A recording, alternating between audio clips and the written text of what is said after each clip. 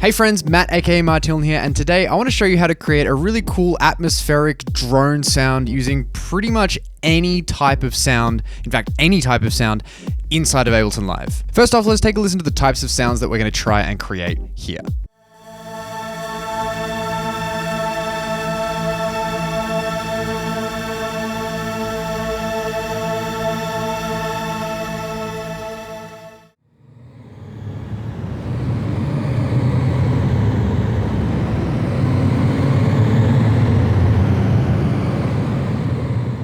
The first thing we've got to do is find some kind of sample to use. Now, the type of sample that we start with is really going to end up affecting what the final sound ends up sounding like. We're going to demonstrate with two different types of sounds today. We're going to demonstrate with a vocal sample and with a percussive sample, something like a kick drum or a snare drum. So to start with, let's grab a vocal sample. You could record yourself just singing any note, or I've got a vocal sample here that I'm just going to click and drag in onto an audio track inside of Ableton Live.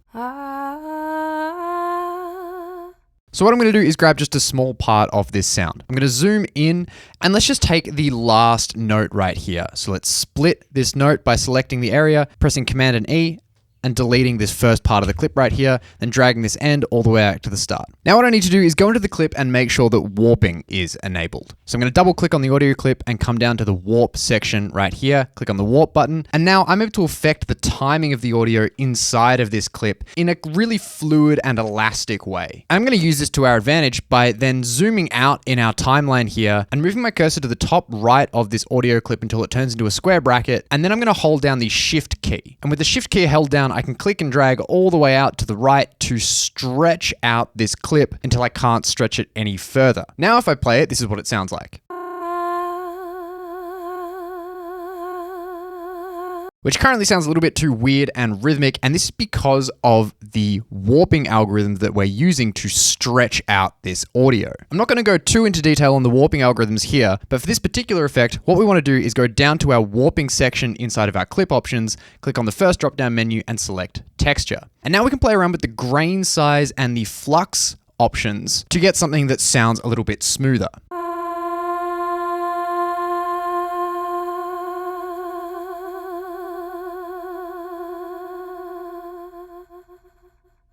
Once I've got something that I like the sound of, I want to repeat this process. But because I can't stretch out the clip any longer, I need to consolidate this audio into a new clip first of all, which effectively turns it into a new audio file. To do this, I can go up to the audio clip in my arrangement view, right-click it, and select consolidate. Now we've created a new audio file from that stretched out clip, and we can do the exact same process. I'm going to move my cursor to the top right, hold down the Shift key, stretch this out for a while, zoom out, and now we're going to change the warping algorithm from beats to texture and adjust the grain size and the flux controls.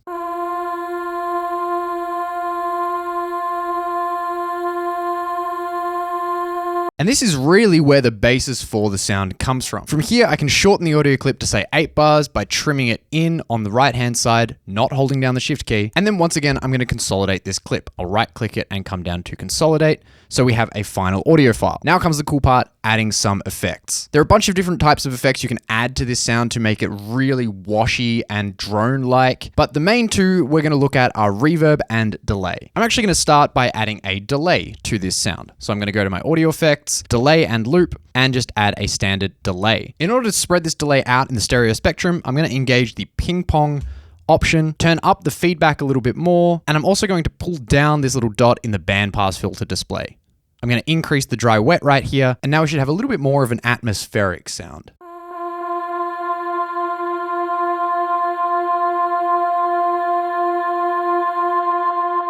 Currently, however, the delay is making it a little bit too rhythmic. So what I want to do is smear this out in the space by adding a reverb. So I'm going to go to my audio effects, go to reverb and resonance, and add a standard reverb to this track. I'm going to increase the decay of the reverb quite substantially, also increase the dry wet control, and I might also increase the size of the reverb and potentially bring up the pre-delay as well. And now our sound is much more smeared out in the space.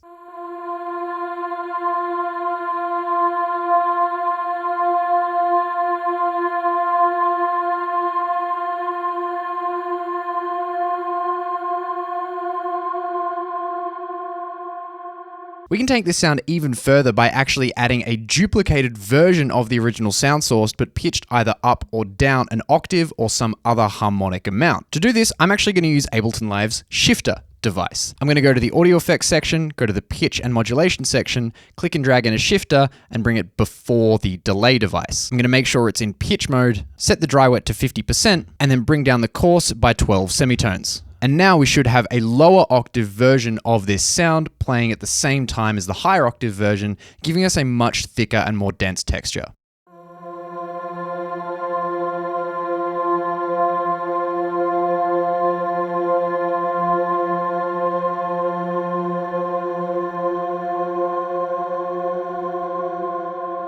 You could also add other effects like grain delays and even some phases, flanges, or chorus effects. But whatever the case, I just encourage you to experiment with a bunch of different effects here. So obviously with a vocal sound, this has come out pretty tonal and pretty nice. But what if we use something that's a little bit less musical to begin with, something like a kick drum sound, for example? Let's create a new audio track and find a kick drum sample to bring in here.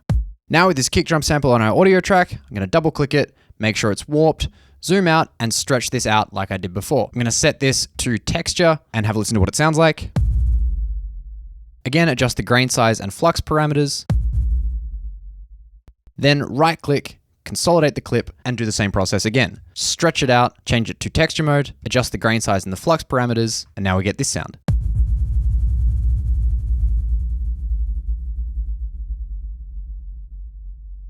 I don't really like the impact at the start of this sound, so what I'm going to do is just fade it in by moving my cursor to the top left of this clip on the little square icon and just drag it in a little bit. Once again, I can right click and consolidate this clip and now go adding some effects. Let's add a reverb. Bring up the dry wet, bring up the decay, bring up the pre-delay and the size, and now we get a sound that sounds like this.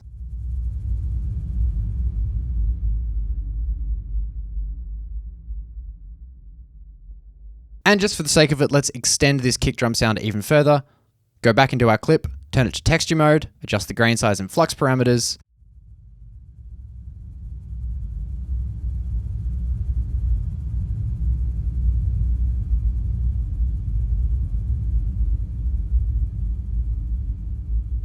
And you could use this sound for some kind of background sci-fi ambience or something like that. You could now even layer these two sounds together to create an even denser texture.